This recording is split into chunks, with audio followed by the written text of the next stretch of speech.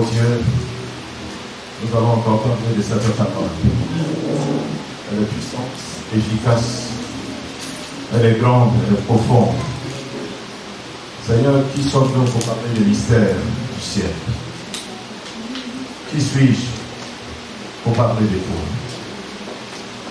Toi qui vis dans une lumière inaccessible. Toi qui vis depuis l'éternité. Toi dont tes jours sont pas comptés.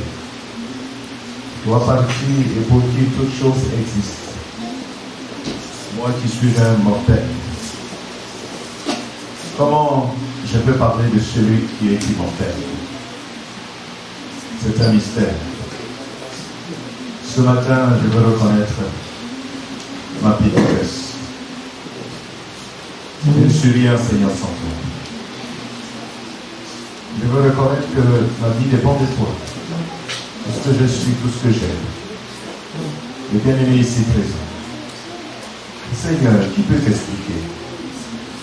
Seigneur, qui peut parler de toi? Seigneur, tu t'es révélé seulement une infime partie de ta personne. Et nous nous en glorifions parfois que nous connaissons Dieu, alors que nous ne le connaissons pas. Révèle-toi nous ce matin. Oh Dieu, bénis les cœurs.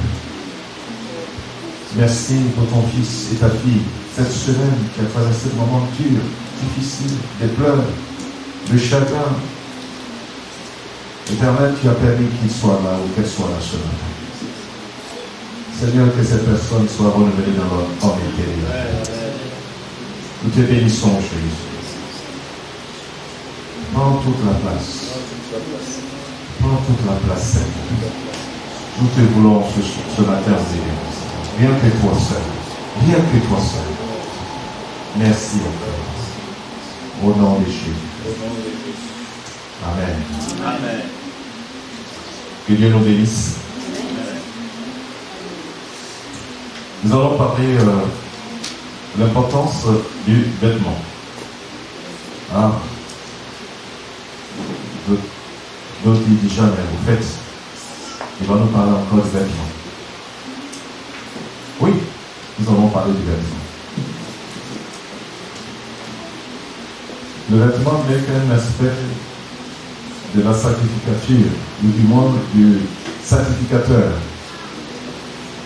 Vendredi dernier, le pasteur nous a parlé sur les textes bibliques, disant que nous sommes des sacrificateurs pour Dieu le Père. Or, le vêtement fait partie. Mais ce n'est pas dans cette pensée que nous allons aborder la question du vêtement ce matin. Donc, soyez tranquille. Vous qui avez déjà des problèmes avec. Si vous avez des problèmes avec, c'est que vous avez un problème. Parce que si on parle du voleur, si la police rentre ici, par exemple, et que tu n'as rien à te reprocher, tu t'assois tranquillement. Mais quand tu commences à toucher, tu vas aller aux toilettes, tu veux passer par cette porte, c'est que tu as un problème. C'est pourquoi les proverbes disent que, ou Ecclésiaste dit que le voleur prend la fuite sans qu'on le poursuive. L'importance du vêtement. La première fois où la question du vêtement s'est posée, c'est dans la Bible. Dans le jardin d'Éden. Adam et Ève étaient habillés par Dieu lui-même. Vous imaginez? Il les a créés, il les a habillés lui-même. Personne. Et pendant que je parle, cette idée est forte. Les enfants d'Israël ont marché pendant combien d'années dans le désert? 40 ans. Et la Bible dit que leurs vêtements et leurs chaussures ne s'usaient point. Dieu prend soin de ses enfants. Amen.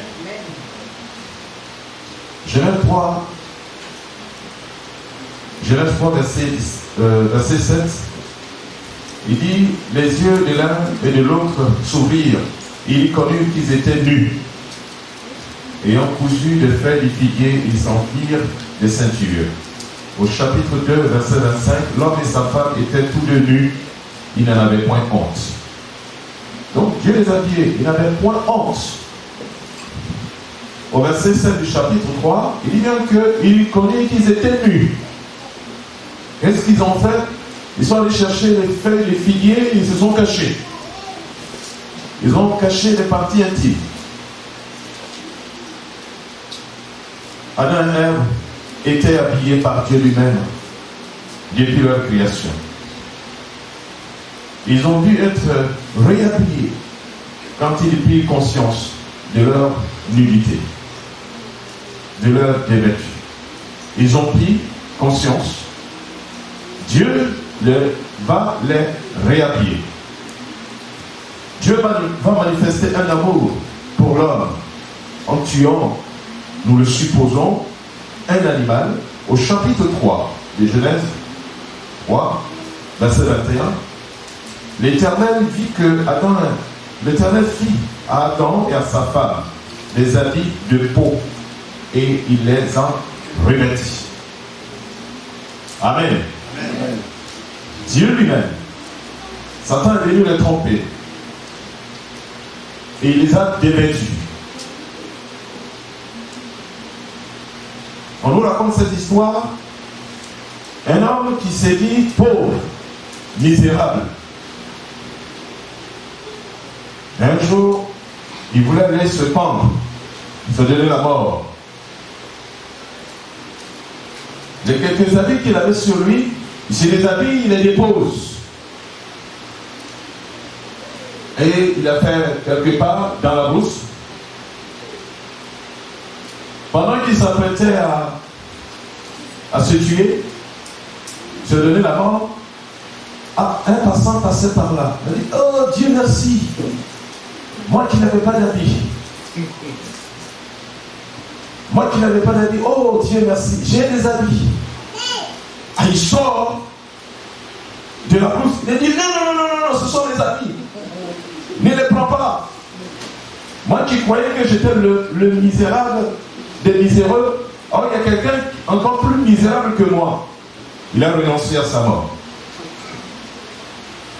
Dieu prend soin de ses enfants. Dieu va habiller Adam et Ève. Vous imaginez? Dieu va habiller Adam et Ève. Comprenez bien l'esprit dans lequel nous allons parler ce matin. Ils étaient habillés convenablement, ils n'en avaient point honte. Au verset 25 du chapitre 2. Au chapitre 3, verset 7, Satan vient. Après qu'ils soient tombés dans le péché, ils découvrent qu'ils sont nus. Ils vont chercher les feuilles, les figuiers pour se couvrir. Et Dieu dit non, moi-même, je vais vous rhabiller. Et quand Dieu va rhabiller Adam et Ève, il y a quelque chose qui va se passer. Il y a du sang qui va verser. Vous imaginez? À cause de leur nudité, le sang va couler. Le sang va couler. Donc Dieu ne joue pas avec le vêtement, Dieu ne joue pas avec la nudité. Mais maintenant, aujourd'hui, dans les églises, quand on parle de vêtements, les gens ils deviennent hystériques. Ils sont allergiques. Mais vous imaginez, à cause de la nudité d'Adam et Ève, Dieu va faire un sacrifice pour couvrir l'unité de l'homme et la femme. Aujourd'hui, ce n'est pas le cas. On dit, bon, vous savez, il y a des clubs de nudistes. Il y a des clubs de nudistes. On dit, les pays, ils ne sont pas développés des tiers-mondes, c'est des sauvages. Mais pourquoi? Parce que quand vous allez au Cameroun, il y a des pygmées. Il y a des gens qui sont presque nus. Quand vous allez dans la forêt de l'Amazonie, on les qualifie de sauvages. Mais au fait, qui est sauvage? Ceux qui se disent civilisés, ils ont des endroits, ils appellent des endroits de nudistes. Le père, il est nu. La mère, elle est nue. Le grand-père, il est nu. La petite fille, elle est nue. Le petit-fils, il est nu. Tout le monde est nu. Mais qui est sauvage? Dites-moi. Donc les gens sont montés encore plus haut et sont tombés plus bas que le sauvage. Dieu a prévu un moyen de couvrir la nudité de l'homme. Vous savez, il y a des clubs de vacances. Les gens prennent des avions. Tout le monde dans l'avion est nu. Tout le monde. Et vous voyez des professeurs d'université. Vous voyez des grands savants. Des hommes civilisés, soi-disant civilisés. La civilisation, c'est quand on connaît l'évangile, la parole de Dieu. Alléluia.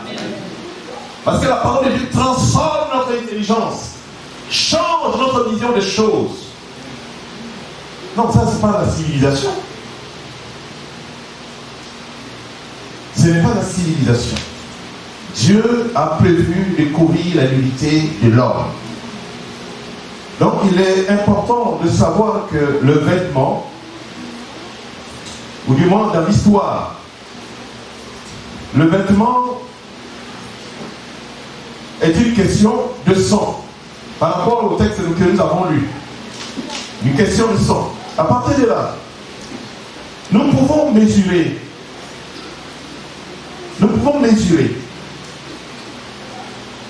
la gravité quand on est nu. La gravité quand on est nu. Parce que Dieu couvre l'homme, Dieu protège l'homme, Dieu le couvre. Que ce soit l'homme ou la femme, Dieu le couvre.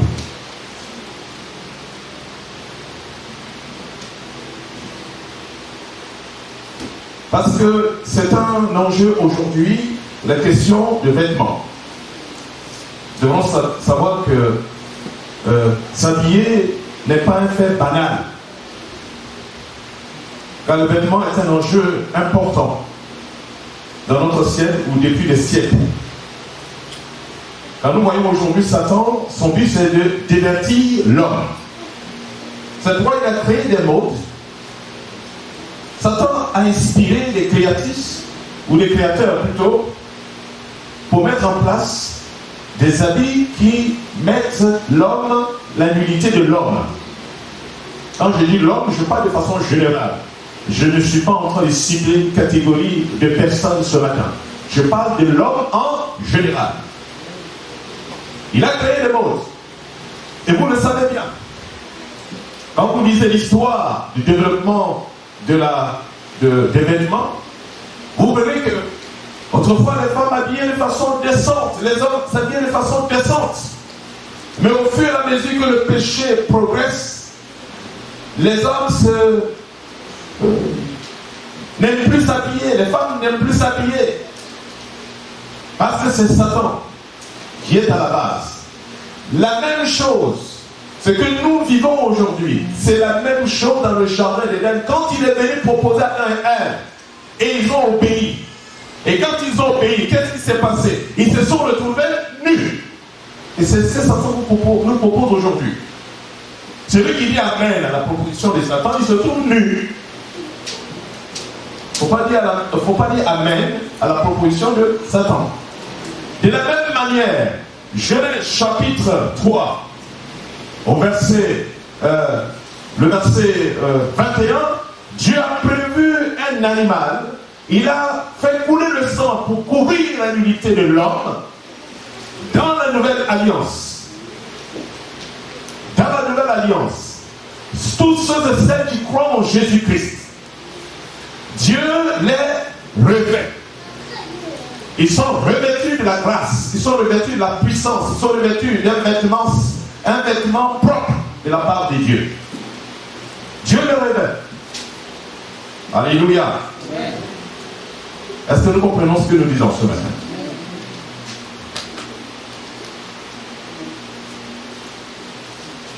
Satan est déchaîné plus que jamais. Quand nous lisons Genèse chapitre 12, verset 7,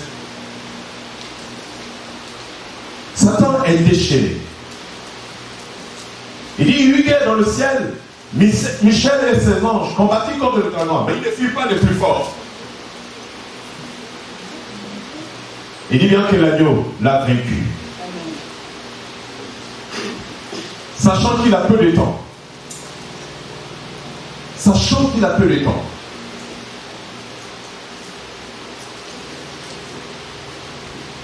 la vie animale a été manifestée dans le jardin d'Éden. Adam et Ève ont été habillés. Comme je disais tantôt que ce dont nous parlons ce matin n'est qu'un aspect. Ce n'est pas que je cible une catégorie de personnes, c'est-à-dire, généralement, on cible les femmes, mais ce n'est pas là la question ce matin. Nous allons lire Ecclésiaste, chapitre 9. Ecclésiaste, chapitre 9.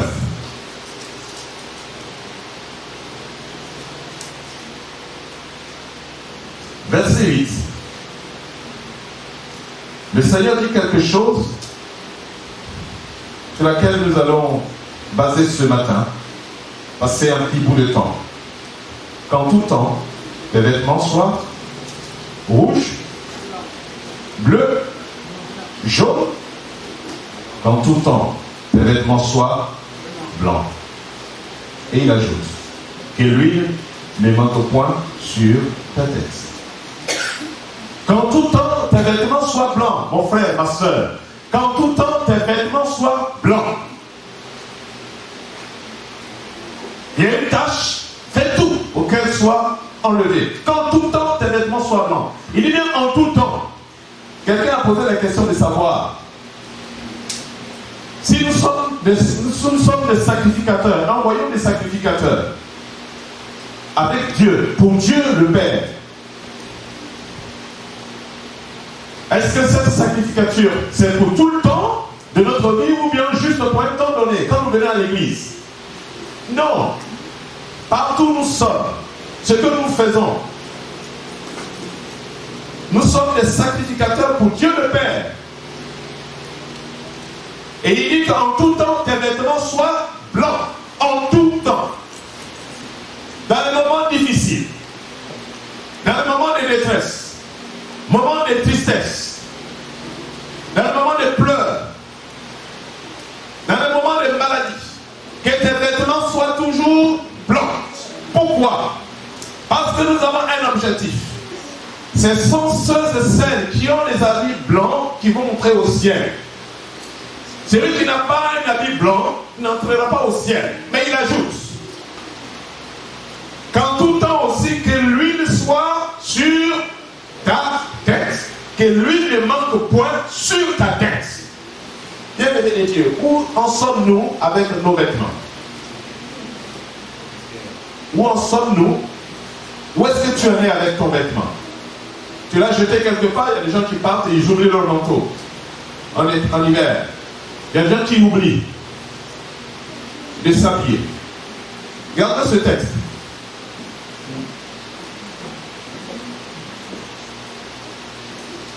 Ésaïe 6,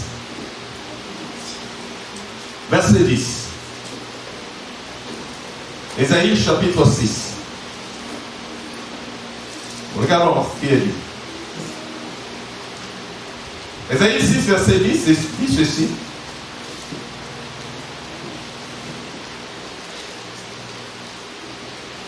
Rends sensible le cœur de ce peuple, endurcis ses oreilles et bouche-lui les yeux, pour qu'il ne voie point de ses yeux et n'entende point de ses oreilles, ne comprenne point de son cœur,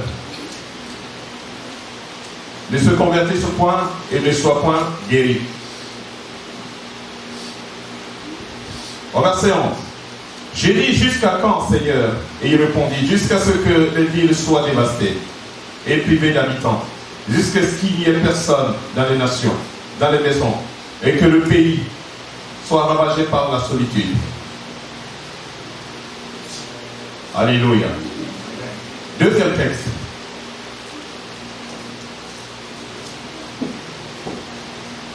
Le Seigneur nous dit dans Psaume 22, verset 18.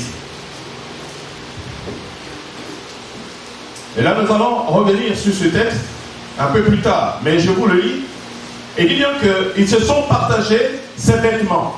Ça, c'est le roi David qui parlait, on dit bien un psaume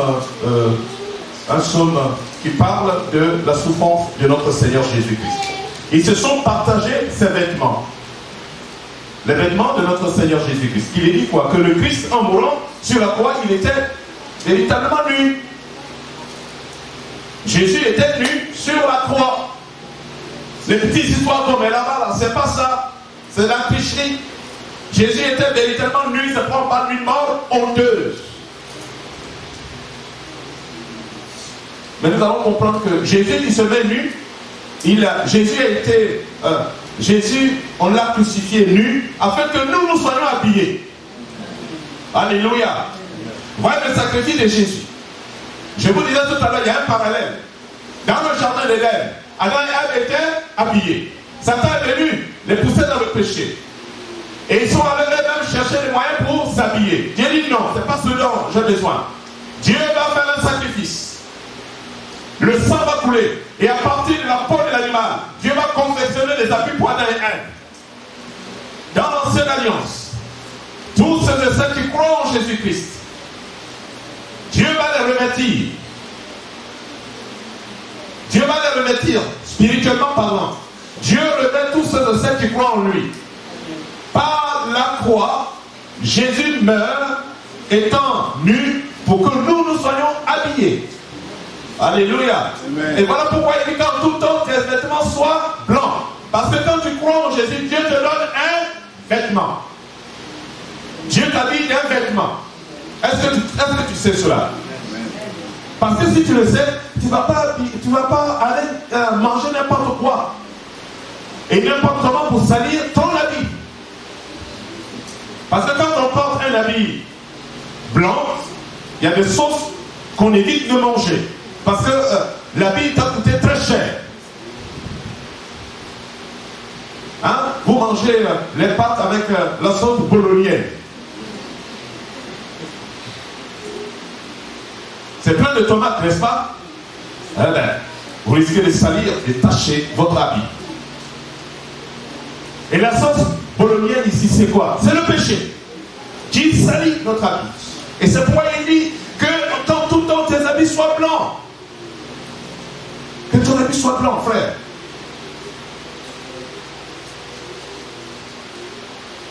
Apocalypse chapitre 3, verset 4, 5. Apocalypse chapitre 3.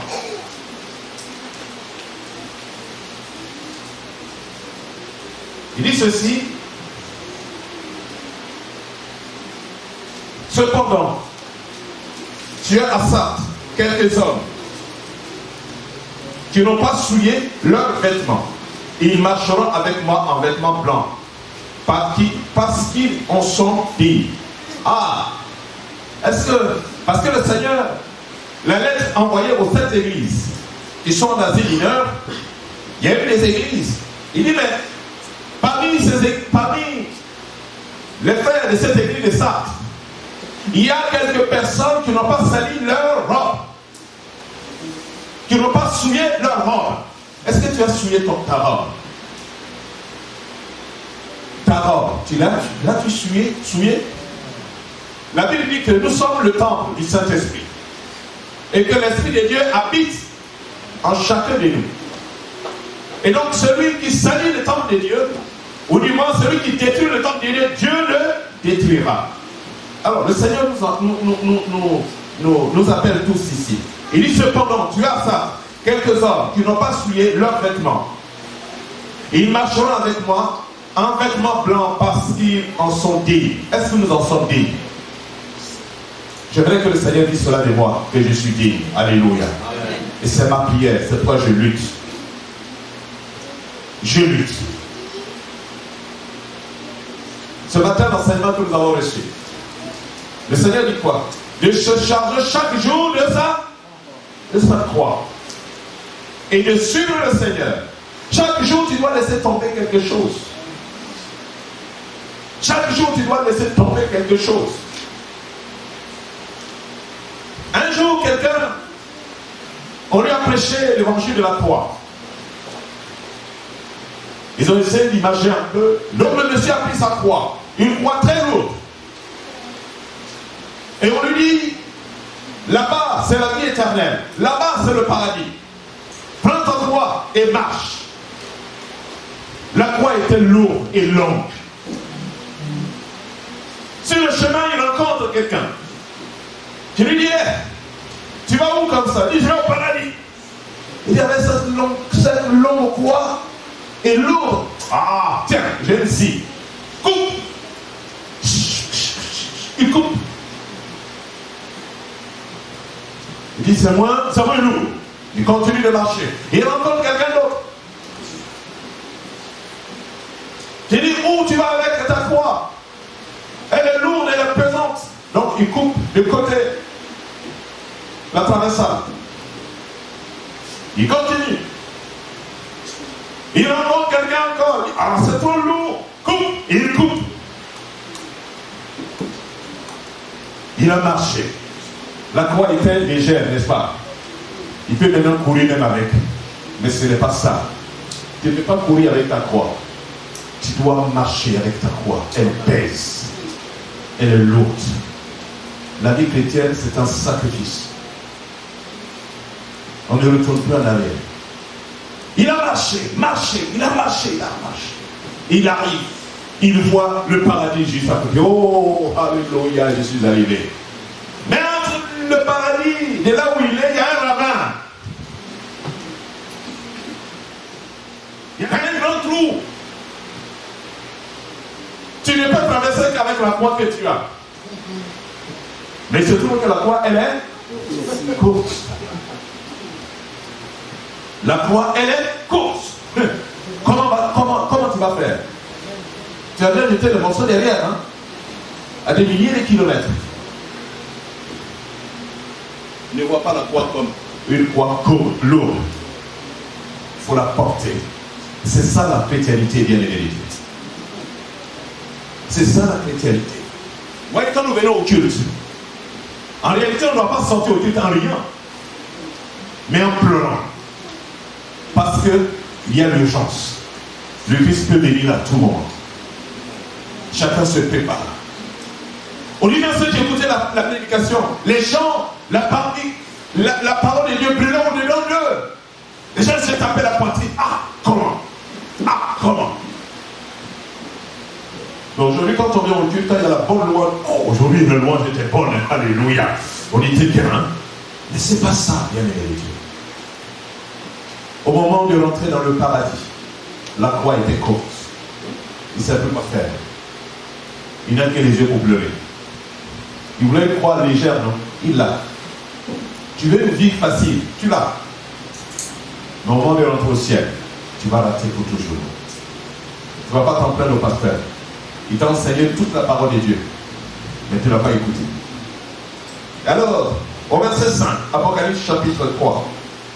Celui qui vaincra sera revêtu de vêtements blancs. Est-ce que tu aimes la vaincre? Oh, le péché, il est plus fort que moi. Oh. Comment je vais faire? Non. Le Seigneur dit dominer. Alléluia. Le Seigneur dit dominer. Vous-même, dominez. Le Seigneur ne va pas dominer à notre place. Il dit vous-même. Nous sommes appelés à dominer. Paul dit dans Romains chapitre 6, il dit que le péché ne règne pas sur vos corps mortels. Ne donnez pas accès. Et ce qui a été lu ce matin, ne satisfaisons pas les désirs de la chair. Il dit celui qui vaincra. Vaincre ici, vaincre dans la chair. Face au péché, face aux sollicitudes du péché, nous vaincons. Et aussi ceux qui vainquent en résistant à la persécution. Parfois je réfléchis et me dis, mais tiens, face au péché, nous n'avons pas pu résister. Et quand viendra la persécution, est-ce que nous pourrons résister? N'est-ce pas? Alléluia. Il dit celui qui vaincra. Celui qui vaincra. Ici, il n'a pas parlé d'apôtre, hein? N'est-ce pas? Il n'a pas parlé de pasteur. Hein? Il n'a pas parlé de ceux qui viennent ici qui parlent. Non, il dit celui qui vaincra. Tout le monde. Celui qui vaincra. Celui-là. Il dit, je n'effacerai point son nom du livre de vie. Et je confesserai son nom devant mon Père et devant ses anges. Voilà ce que le Seigneur dit. Que tes vêtements soient en tout temps blancs. En tout temps. Nous devons retenir cela. Pas le jour de lundi, pas le jour de vendredi, pas le jour du dimanche. Il dit bien en tout temps. Voilà pourquoi l'apôtre Paul dit ceci. Examinez vous-même pour savoir si vous êtes dans la foi. Il faut s'examiner régulièrement. Alléluia. Vous savez, dans cette assemblée ici, il y a des gens qui ont des problèmes avec le miroir.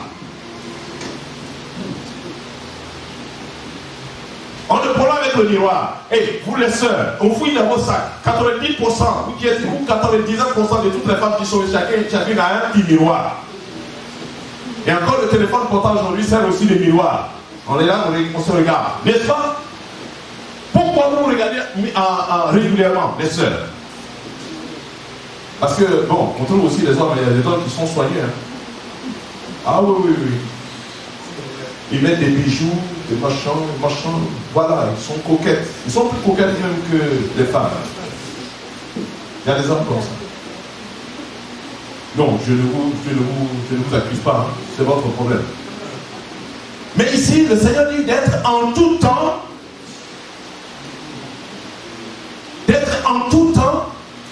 dans la blancheur. Que nos vêtements soient blancs en tout temps. Bien aimé, je vous supplie beaucoup. Qu'en tout temps, il faut s'examiner. Regarder dans le miroir. S'examiner. Vous savez que la parole de Dieu est un miroir, n'est-ce pas? Quand vous lisez le livre de Jacques.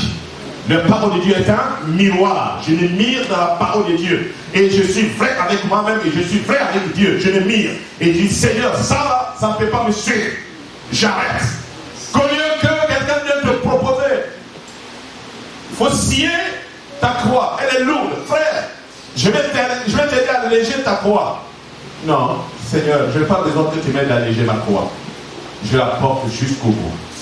Voilà pourquoi ce chant dit, jusqu'au bout. Je vais te suivre dans les bons, les mauvais jours.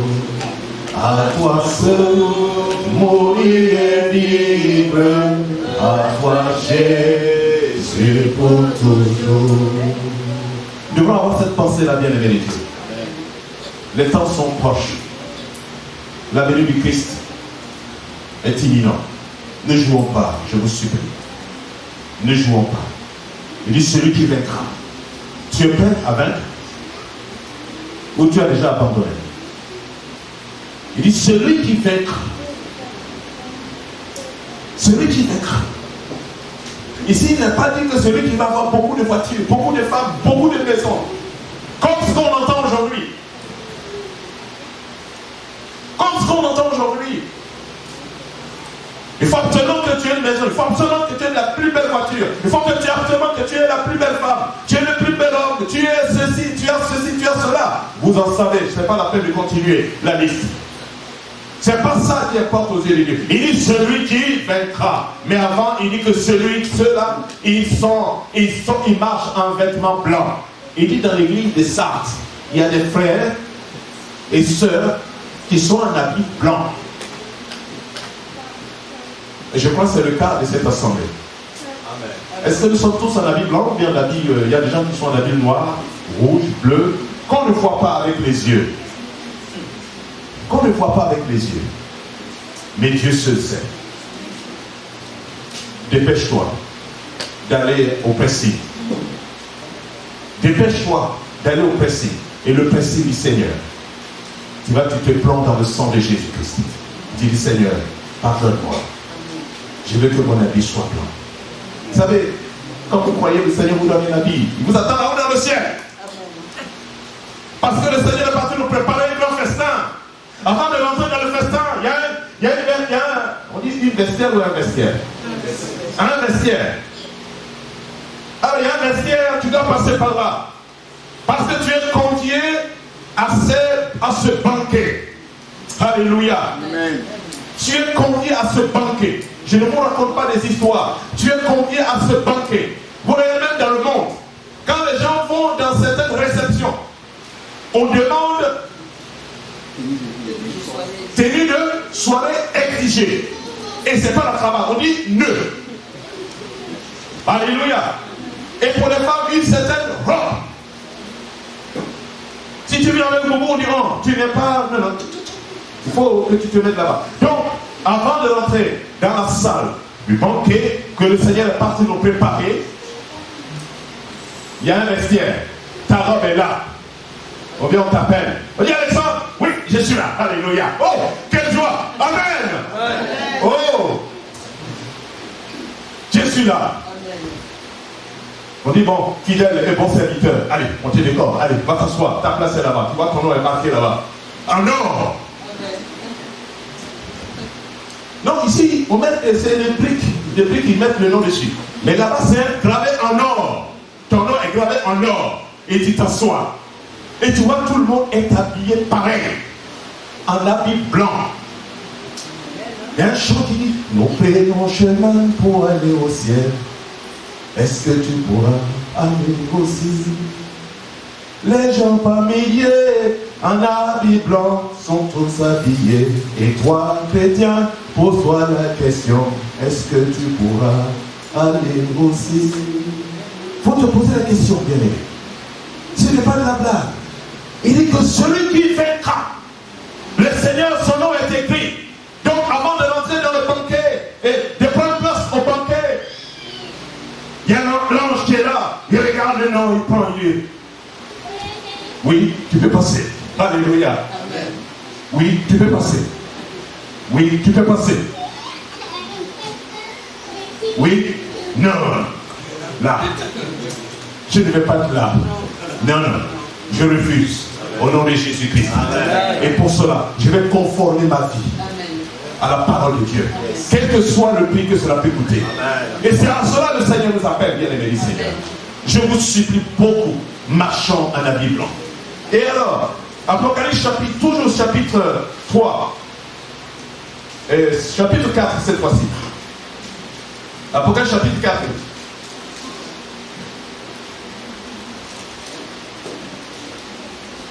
Ah, excusez-moi, c'est chapitre 3, je m'excuse. Nous allons lire le verset 18. Le verset 18 dit ceci. Je te conseille d'acheter de moi de l'or éprouvé par le feu, afin que tu deviennes riche, et tes vêtements blancs, afin que tu sois vêtu, et que la honte de ta nudité ne paraisse pas. Et que la honte de ta nudité. Le Seigneur te demande, te conseille ce matin d'acheter, de venir le voir. Il va t'habiller afin que ta nudité ne te cause pas une honte. L'apôtre Jean va jusqu'à dire, bien-aimés, maintenant nous sommes enfants de Dieu. Demeurons dans cette parole. On va lire ensemble. Après, je reviens sur l'Apocalypse. En Jean chapitre 3. En Jean chapitre 3, je lis. Je lis plutôt le verset 28, chapitre 2. Et maintenant, petits enfants, demeurez en lui, afin que lorsqu'il paraîtra, nous ayons de l'assurance. Et qu'à son avènement, nous ne soyons point confus, éloignés loin de lui. Demeurons en lui, afin que lorsqu'il apparaîtra, on le verra venir, que nous ayons de l'assurance pour aller vers lui. Et qu'à son avènement, nous ne soyons point confus. La confusion, le péché. Hein? Voyez votre enfant, vous êtes bien habillé dimanche, et surtout dans les pays du Sud. L'enfant, il a joué dans la boue. Il a vraiment joué dans la boue. Vous l'avez tellement aimé. Vous aimez tellement votre fils, votre fille. Et dès que vous rentrez de la maison, vous le voyez courir avec la boue partout. Papa! Oh, papa! Oh, oh! Tu es ça! Oh! Et va voir maman va te nettoyer. Tu vas pas élever ton enfant. Voilà la première leçon que tu vas voir. Pourquoi? Parce qu'il va te salir. Et c'est exactement la même chose que l'apôtre Jean nous dit ici. Quand le Seigneur paraîtra, que nous ne soyons pas dans la confusion, le péché. Je vous supplie. Je vous supplie. Apocalypse chapitre 4, verset 4. Apocalypse 4, 4. Dit ceci, je donne lecture. Autour du trône, je vis 24 vieillards, et sur ces trônes, je reprends. Autour du trône, je vis 24 trônes, et sur ces trônes, 24 vieillards, et sur ces trônes, 24 vieillards assis, revêtus de vêtements blancs, et sur leur tête des couronnes d'or. Alléluia. Des vêtements blancs. Donc au ciel, il n'y a que du blanc. Il n'y a pas de rouge. Il n'y a pas de bleu. En fait, quand je dis il n'y a pas de bleu, certainement, il y a le bleu. Couleur, quand vous regardez bien la composition du tabernacle, hein, voilà. Donc, au ciel, nous avons du blanc. Nous devons être habillés en blanc. Mais toi, tu es habillé comment? Tu as sali ton habit déjà. Tu l'as sali. On va aller rapidement. Alors, pour revenir à l'Apocalypse Ecclésiaste que nous avions lu, il dit qu'en tout temps tes vêtements soient blancs et que l'huile ne manque pas sur ta tête. L'huile sur ta tête. L'huile sur ta tête. Autrefois, quand vous lisez l'Ancien Testament, vous verrez, il y a l'usage d'huile. Il est multiple. Avec l'huile, on voyait les rois. Avec l'huile, on faisait beaucoup de choses. Dieu a recommandé l'huile. Écoutez-moi, je ne suis pas en train de dire ce soir, vous sortez si vous allez acheter de l'huile. Il faut que ce soit clair. Donc, l'huile est très importante dans l'Ancienne Alliance. L'huile est très importante et préfigurait, ou du moins l'image du Saint-Esprit. L'huile. L'huile, l'image du Saint-Esprit. Et on la répandait sur la tête. Pas sur les pieds, pas sur les mains. On répandait l'huile sur la tête pour une huile d'onction. On voyait les personnes à partir de la tête. Et donc le Saint-Esprit de Dieu nous est moins à partir de la tête. Dieu nous remplit de la tête jusqu'aux pieds. Alléluia. Amen. Alors le Seigneur dit que l'huile ne manque point sur ta tête. Est-ce que l'huile est sur ta tête? Est-ce que tu as l'onction d'huile aujourd'hui sur ta tête? Le Seigneur nous dit dans Éphésiens chapitre 4 verset 24, on va lire. Éphésiens chapitre 4.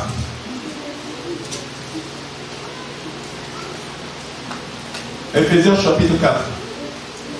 Verset 24.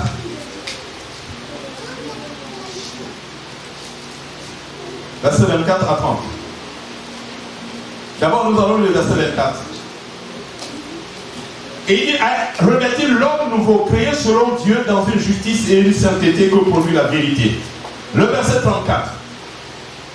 Et le verset 30 plutôt.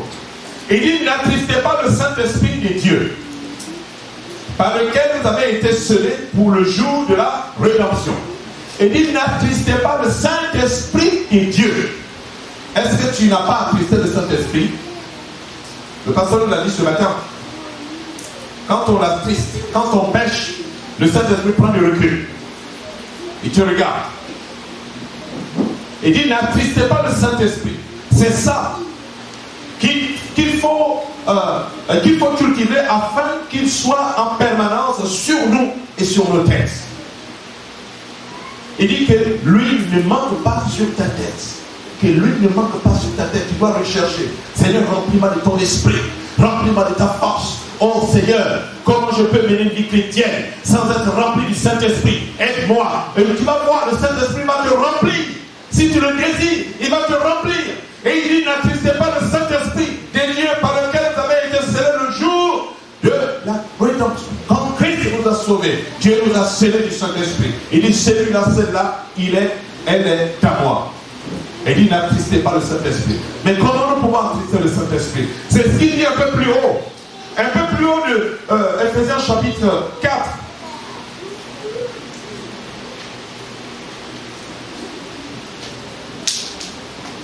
Ils disent que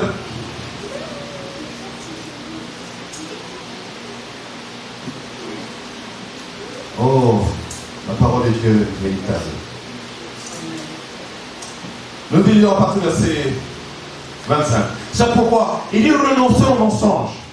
Voilà comment nous pouvons assister au Saint-Esprit. Mentir. Renoncer au mensonge. Et que chacun de vous parle à son prochain selon la vérité. Parle selon la vérité à son prochain. Car nous sommes membres les uns des autres. Il dit au verset 26, si vous vous mettez en colère, ne péchez point, que le soleil ne se couche pas sur votre colère. Et ne donnez pas accès au diable. 28, il dit que celui qui dérobait ne dérobe plus, mais qui travaille en faisant de ses mains ce qui est bien, pour pouvoir avoir de quoi donner à celui qui est dans le besoin. Et qu'il ne sorte de votre bouche aucune parole mauvaise. Oh, ça! Il y a des gens qui parlent. Vous connaissez l'injure de l'escargot? Est-ce que vous connaissez l'injure de l'escargot? Bon, ce n'est pas le petit escargot que vous allez ramasser dans les forêts ici. Hein. Dans les pays d'ici, vous voyez le gros escargot comme ça. Ceux qui sont mangeurs d'escargot, ils savent de quoi je parle. Le gros escargot comme ça, quand vous voulez l'enlever et que vous n'enlevez pas, vous voyez l'escargot.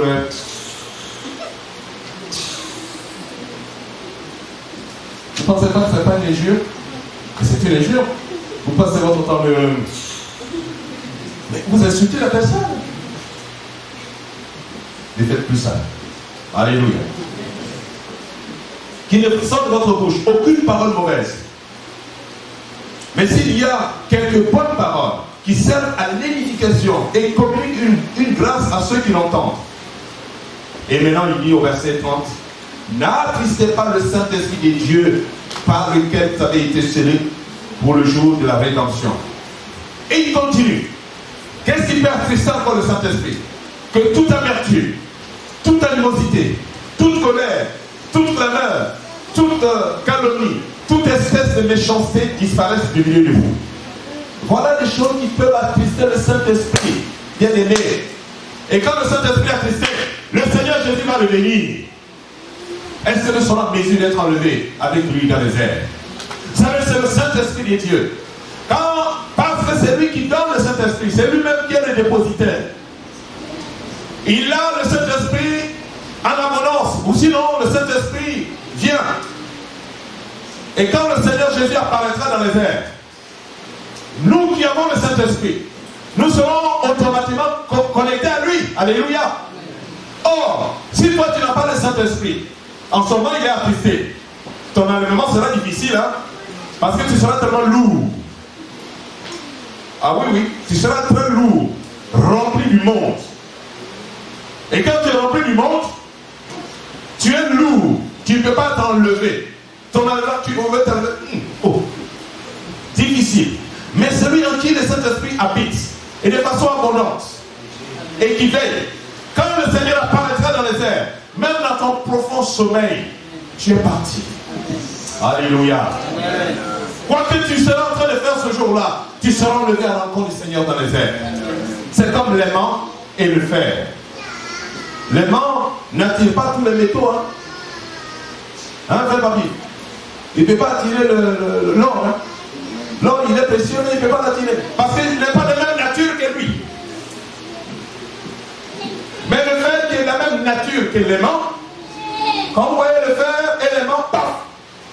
Exactement la même chose. C'est pourquoi le Seigneur nous demande d'avoir la même nature que lui. Amen. Alléluia. Amen. Nous sommes appelés à être de la même nature que le Christ. Ainsi nous serons enlevés avec lui dans les airs. Oh lui, que cette huile ne manque point sur nos têtes, que nos vêtements soient toujours blancs et que l'huile ne manque pas sur nos têtes. Il faut toujours veiller. Vous voyez, quand Dieu a demandé à Moïse, dans le temple et dans le tabernacle, il dit que l'huile ne manquera pas, que l'huile ne manque pas dans le temple. L'huile ne manque pas dans le temple, parce que la lampe doit rester en permanence, continuellement allumée.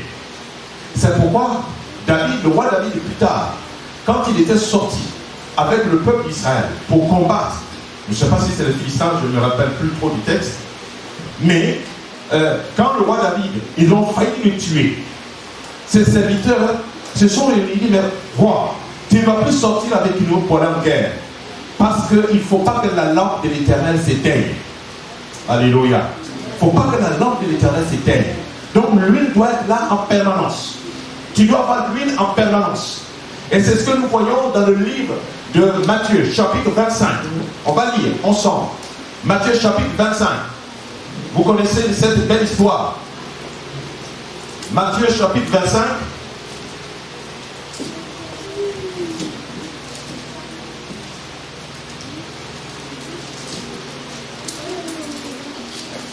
Matthieu, chapitre 25. Je lis à partir du verset 1. Vous suivez avec moi, bien-aimés des dieux. Nous allons voir deux catégories de croyants ici. Car le royaume des cieux sera semblable à 10 vierges. À 10 vierges qui, ayant pris leur lampe, allèrent à la rencontre de leurs époux. 5 d'entre elles étaient folles. Le Seigneur dit ici, elles étaient folles. Est-ce que tu fais partie de cette catégorie de folie, hein, de folles? Et 5 étaient sages. Est-ce que tu fais partie de la catégorie des sages ou des folles? Les folles, en prenant leur lampe, écoutez bien, les folles, en prenant leur lampe, ne prirent point d'huile avec elles. Elles ont pris seulement l'huile qui était déjà dans la lampe, et puis, ok, elles sont parties. Mais les sages, voyons bien ce qu'il dit. Les folles, en prenant leur lampe, ne prirent point d'huile avec elles. L'huile de recharge, non, elles n'en ont pas besoin. Elles se sont dit, oh, c'est pas grave, ils vont arriver d'ici là. Nous avons tout le temps. Nous pouvons faire ce que nous voulons. Verset 4. Mais les sages, on dit bien les sages, prirent avec leur lampe de l'huile et des vases. On ajoute encore de l'huile et des vases. Donc, de l'huile en réserve, en quantité suffisante. Parce qu'elles ne savent pas quelle heure le pot va apparaître. Donc, il faut avoir de l'huile en quantité et en réserve. Pour ne pas en manquer au bon milieu de la nuit. Elles ont été sages. Au verset 5. Comme les poules tardaient, c'est que les folles ont redouté, elles étaient sages. Et plutôt, les sages ont redouté. Comme les poules tardaient à venir, toutes s'assoupirent et s'endormirent. Tout le monde dormait. Et donc personne n'a veillé. Même les folles aussi ont dormi comme des folles. Elles se sont endormies. Au milieu de la nuit, on cria, voici l'époux, allez à sa rencontre. Alors toutes ces vierges se réveillèrent et préparèrent leur lampe. Oh, tout le monde, les sages et les folles, tout le monde s'est réveillé. Les folles dirent, elles se sont rendues compte qu'il n'y a plus d'huile. Comment nous allons faire? Il n'y a plus d'huile et les lampes s'éteignent. Comment nous allons faire? C'est trop tard. Et voilà ce qu'elles vont dire. Les folles dirent aux sages, donnez-nous de votre huile, car nos lampes s'éteignent. Mais cette huile-là, elle est personnelle. Cette huile, on la distribue. Quand Dieu te la donne, elle te convient à toi et à toi seul. Alléluia. Moi, je ne peux pas te communiquer le Saint-Esprit. Si un Dieu le fait, au travers de moi, bien sûr, mais moi, je ne suis pas dépositaire pour dire que tu reçois le Saint-Esprit. Je ne peux pas te donner le Saint-Esprit. C'est Dieu qui le fait. Dieu a utilisé les apôtres dans la nouvelle alliance. Et quand les apôtres, les frères étaient baptisés, il leur imposait la main et le Saint-Esprit vint sur eux.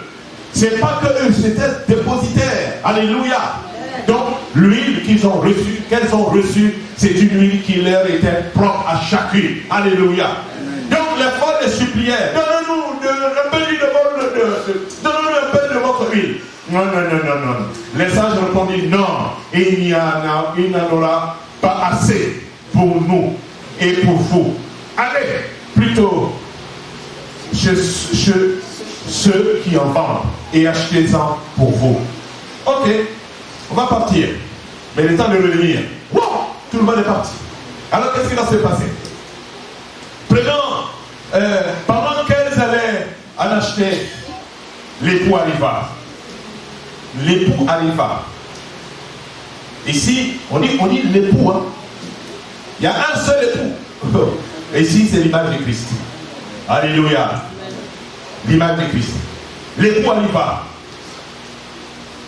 Celles qui étaient prêtes entrèrent avec lui dans la salle des noces. Et la porte fut fermée. Bien-aimé, il ne faut pas que tu sois là. Non, fais tout. Tu dis, moi, je peux tout rater, mais pas le ciel. Alléluia. Amen. Tu dis, je peux tout rater, mais pas le ciel. Il faut que tu te le convainques. Je peux tout louper, mais pas le ciel. Et j'ai dit, que ce ne soit pas toi qui t'empêche d'aller au ciel, toi-même. Que ce ne soit pas ton père, ni ta mère, ton mari, ni ta femme, ni tes enfants. Ni rien ne peut t'empêcher de rentrer au ciel. Si c'est pour ça que tu dis, écoutez, prends, moi je vais rentrer au ciel. Alléluia. Certes, tu vas souffrir, et c'est ça porter sa croix. Mais le Seigneur t'attend au bout du chemin. Et alors, qu'est-ce qui est écrit? Regardons bien. Plus tard, les autres vierges vinrent et dirent, Seigneur, ouvre-nous! Seigneur, ouvre-nous! Seigneur, ouvre-nous! Et il répondit, je vous le dis en vérité.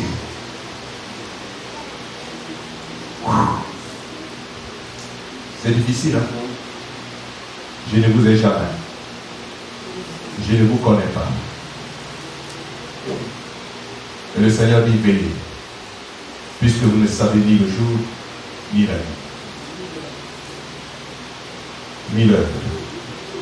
Veillez donc, puisque vous ne savez ni le jour, ni l'heure. Apocalypse chapitre 16, et nous allons finir là ce matin. Apocalypse chapitre 16, verset 15. Seigneur, aide-nous à être prêts. Dans ce qui enseigne. Apocalypse chapitre 16, verset 15. Le Seigneur dit, voici, je viens comme un voleur. Heureux celui qui veille et qui garde ses vêtements, afin qu'il ne marche pas nu et qu'on ne voit point sa honte. Le Seigneur dit, voici, je viens comme un voleur. Il dit, heureux celui qui veille. Est-ce que nous veillons? Veille sur ton vêtement. Alléluia. Veille sur ton vêtement. Veille sur ta conscience. Veille sur ton cœur. Veille sur la manière dont tu marches. Veille sur tes vêtements. Si celui qui a le Saint-Esprit de Dieu bien aimé, quand tu fais quelque chose, le Saint-Esprit te le signale. Tu sens que tu es triste. Donc il y a deux sortes de tristesse. Il y a la tristesse qui amène au salut. Il y a la tristesse qui amène à la mort. Il y a des gens qui sont tristes, ils vont chanter des chansons de mort jusqu'à ce qu'ils meurent. Vous comprenez? Ils chantent des chansons de mort, ils passent leur journée. Vous voyez, ils chantent des chansons du village ou des chansons de mort. Ils sont tristes. Mais il y a des gens qui sont tristes parce qu'ils ont fait quelque chose de mal. Ils s'en repentent. Ils sont sauvés.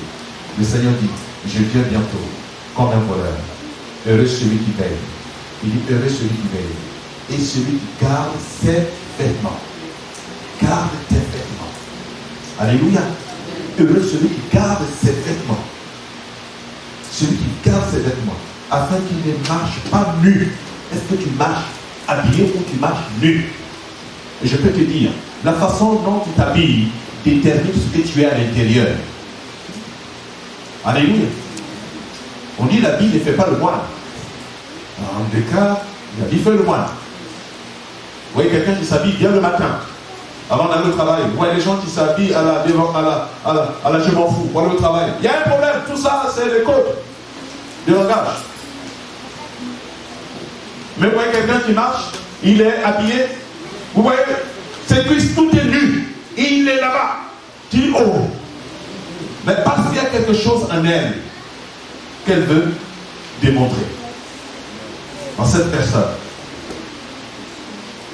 je reprends. Voici, je viens bientôt, comme un voleur. Heureux celui qui veille et qui garde ses vêtements, afin qu'il ne marche pas nu et qu'on ne voit pas sa honte. Que Dieu nous aide. Laissons-nous les textes et prions le Seigneur.